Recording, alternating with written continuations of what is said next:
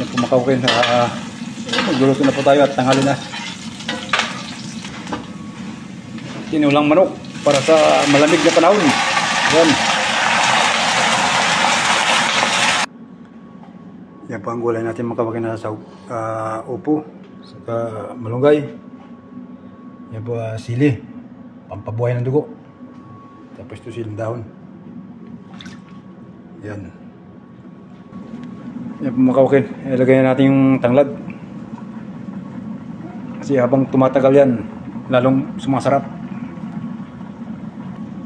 Yan mga kawakin. Kulo pa lang. Talagang mapapaungol ka na sa sarap. Yan po mga kawakin. Ilagay na po natin yung upo. Wow! Wow! Sunod na po natin ito kawakin yung pampainit ng katawan. Ano? Wow! Wow! Ilagay na po natin makawingin yung dahon ng sili. Yan o. Pampagatas. Ito na ang panghuli natin ilalagay. Malunggay. Yan ang tunay na pampagatas. Ayan na po mga kawakin. Kain na po tayo. Ito na po yan. Thank you for watching.